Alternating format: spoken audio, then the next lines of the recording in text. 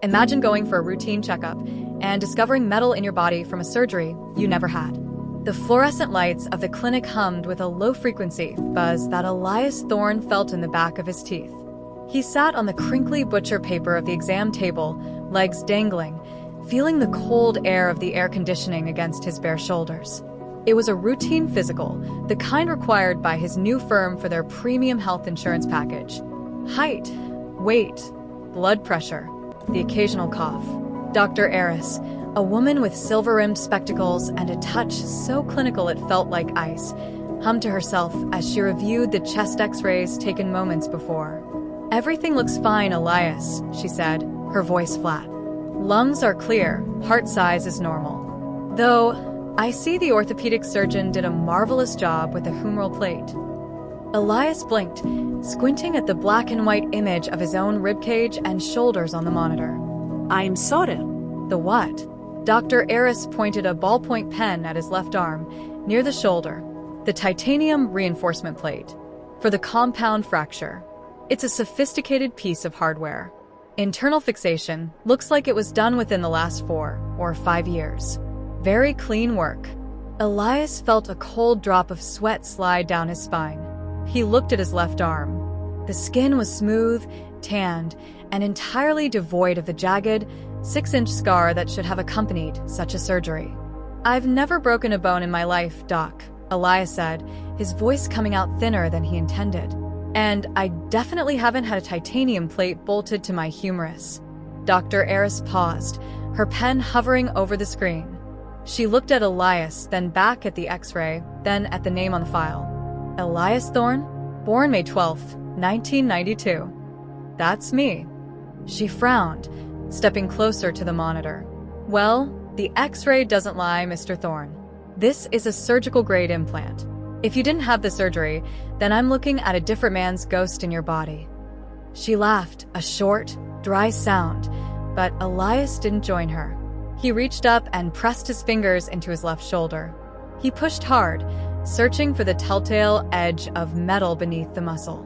He felt nothing but soft tissue and bone. But on the screen, the white, ghostly shape of a metal plate was unmistakably bolted to a skeleton with 4 precision screws. Elias drove home in a daze, the steering wheel slick under his palms. He lived a quiet life in a suburb of Chicago, working as a freelance architectural illustrator. His life was a series of deadlines, morning runs, and Friday nights at the local pub. It was a life he remembered with perfect, boring clarity. He thought back 5 years. He had been 27. He remembered that year vividly. He had spent the summer traveling through the Pacific Northwest. He remembered the smell of the damp pine in Olympic National Park, the taste of the coffee in Portland, the way the fog rolled off the coast in Cannon Beach. He had digital folders full of photos. He had journals. He had bank statements from that trip. There was no room for a compound fracture. No room for a month of recovery in a hospital. No room for a surgery he didn't remember. When he got home, he went straight to the hall closet and pulled out his old laptop. He navigated to his cloud storage, clicking into the folder labeled PNW Trip 2019. The photos loaded one by one. There he was, standing in front of a giant redwood. There he was, smiling with a craft beer in Seattle. He looked at his left arm in the photos. He was wearing a t-shirt. His arm looked fine. No cast, no slim, no bandage. He zoomed in on a photo of himself at a trailhead. The resolution was high. He looked at his shoulder. As he stared, a localized patch of pixels near his deltoid seemed to shimmer, a tiny, almost imperceptible blur that didn't match the grain of the rest of the image. He felt a surge of nausea. He opened another photo. The same shimmer. It was as if someone had used a healing brush tool to smooth over something on his skin. He grabbed his phone and called his mother. She lived in Florida, a retired schoolteacher who remembered every scraped knee and flu shot Elias had ever had. "Hey, Mom," he said, trying to keep his voice steady. "Elias? Everything okay? You sound breathless." I've fine. I had a weird doctor's visit today. They mentioned an old injury. Mom, did I ever break my arm when I was a kid? Maybe when I was away at camp or something?" There was a pause.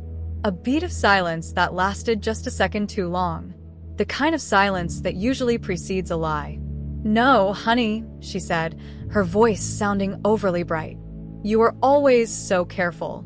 Never even a stitch. Why do you ask?" The doctor found a surgical plate in my x-ray. She said it looked like it was put in about 5 years ago. This time, the silence was heavy. He could hear her breathing on the other end, a ragged, hitching sound. "Mom, Elias, I have to go. The oven is preheating and I have the neighbors coming over for bridge. We'll talk Sunday, okay?" The line went dead. Elias didn't wait for Sunday. He spent the night scrolling through his own digital history, looking for gaps. He found his bank records from 2019. He saw the charges for gas stations in Oregon, hotels in Washington, diners in Northern California. He picked a specific date, July 14th, 2019. His bank statement showed a charge at a place called the Rusty Anchor in Sitka, Alaska. Wait. Elias froze. He had never been to Alaska. He remembered the trip being strictly the lower 48. He checked his photos again. All of them were from Washington and Oregon, but his bank statement put him in Sitka. He Googled the Rusty Anchor, Sitka. It didn't exist. There was no such restaurant in Alaska. He looked at the transaction ID on his digital statement. It was a long string of alphanumeric characters. He copied and pasted it into a search engine. The results were a mess of broken code and dead links, but one result caught his eye. A PDF document from a defunct medical supply company titled Consolidated Logistics, Surgical Division. He opened the PDF. It was a manifest for medical hardware shipments.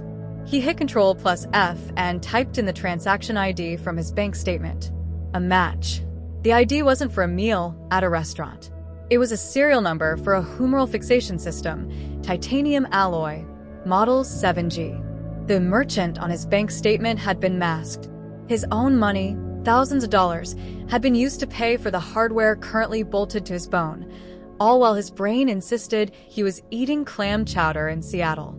The paranoia set in like a slow-acting poison. Elias stopped answering his door. He kept the lights low. He began to look at the people in his life, his neighbors, his coworkers, even the barista at the corner shop, and wondered if they were part of the shimmer in his photos. He needed to know what happened in 2019. He needed to know why his mother was terrified of a surgical plate. He drove to his mother's house in Florida, a 20-hour straight shot through the heart of the country. He didn't call. He didn't text.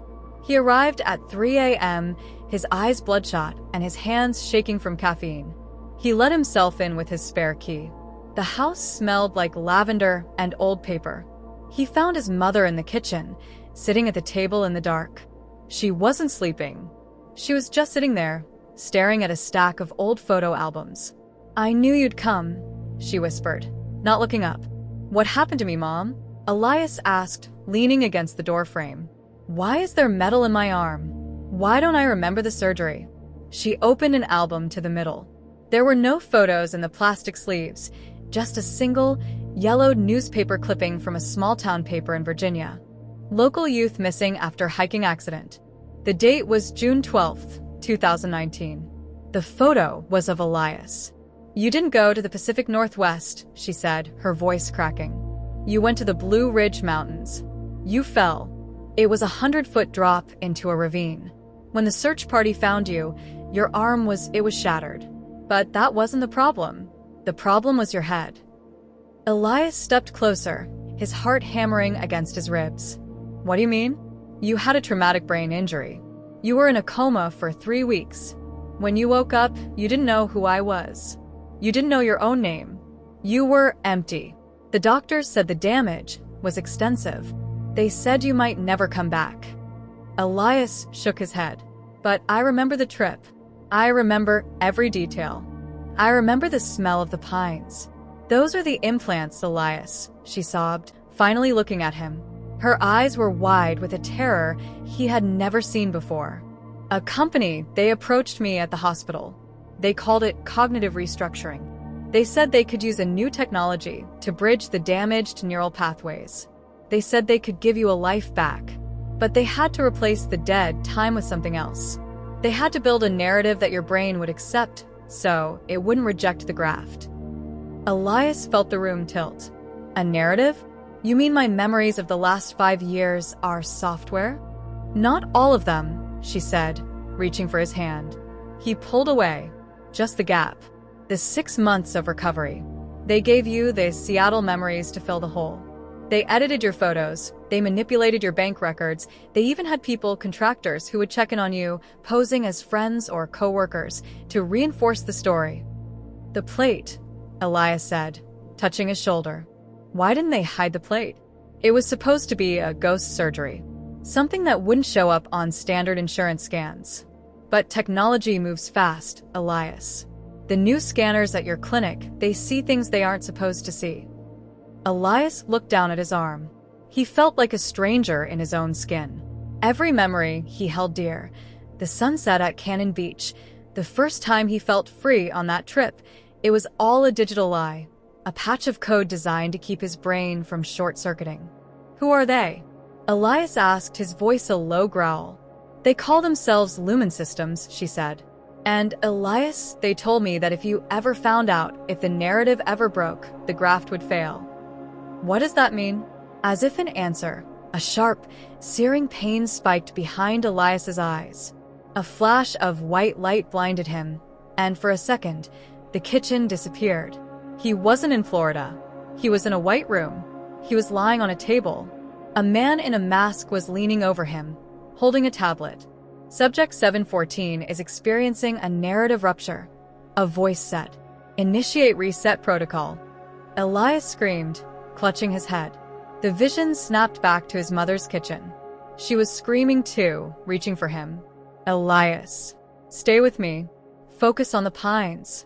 Think about Seattle. But the smell of pine was being replaced by the sharp, sterile scent of ozone and hospital-grade disinfectant. The memories of the Pacific Northwest were flickering like a dying film reel. He saw the redwoods turning into pillars of gray light. The craft beer tasted like copper. He looked at the newspaper clipping on the table. The photo of the missing boy. He looked closer. The boy in the photo wasn't him. It was a boy who looked like him. Similar jawline, similar eyes. But it wasn't Elias Thorne.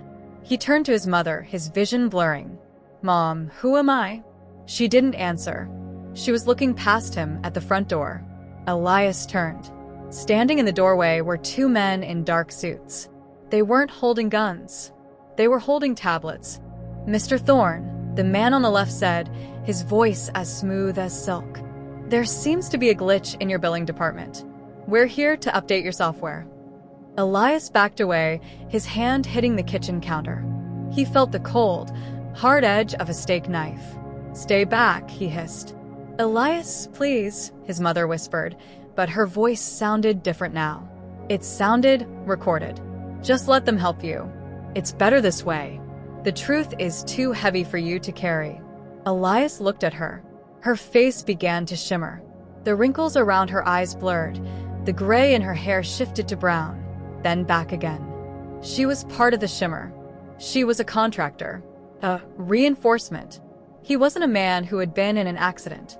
He was an experiment that had started to think for itself.